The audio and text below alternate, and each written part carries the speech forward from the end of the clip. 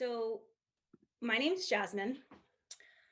I'm a doctor of physical therapy and a happiness and success coach. And I'm going to go over my story really quick as well, because this has a lot to do with why I became a happiness coach. So, when I was 17 years old, I played volleyball, similar to Jackie. I loved the attention. I was a straight A student. I graduated top 10 at the private high school I went to. I derived a lot of my happiness from achievement. And when I was 17, my rotator cuff got injured.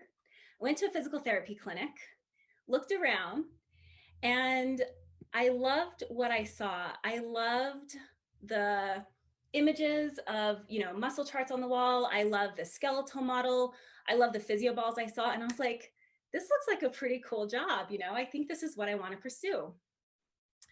So fast forward 11 years. I'm now 28 years old. I went through getting my bachelor's. I did all the prereqs I needed to do to apply and get into PT school. Very competitive. I went through 3 years of physical therapy school, and I did everything that I needed to do to become a board certified doctor of physical therapy here in the United States. And here you would have thought that I would have been happy. When I was 17, I thought that becoming a physical therapist was going to bring me my dream life. I thought I thought that I'd have it all, I would be set.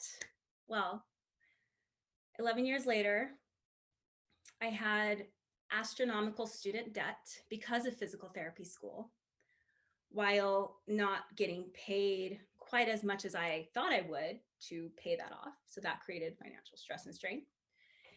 And I was dealing with imposter syndrome, which Jackie also touched on, which is actually one of the reasons why I first reached out to Emma, because I first heard her on a podcast talking about her imposter syndrome and all the things that she was doing to try to combat that and what she realized. So I was dealing with imposter syndrome, new grad, didn't really believe in myself or my skills, and had no idea how to be happy. And I dealt with 4 months of insomnia, 4 months of just trying to figure out how I was going to do this for the rest of my life, how I was going to work 40 hours a week in this job that I didn't really feel that great in or comfortable with, while looking around at all my other classmates, seeing, how happy they were and all that.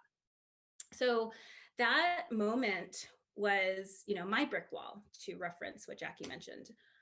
And that's where I dove into personal development and really seeking what really made us happy. And that led me to where I am now today. And so I just want to mention, here I am 5 years later. I am very happy with being a physical therapist. I have helped my patients. Of course, we all can, because I got over, the mindset hump of all those thoughts that held me back. And so that's what I'm going to teach you all today.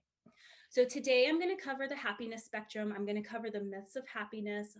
I'm going to cover your happiness set point, the energy of happiness, and how to find and create your happiness, as well as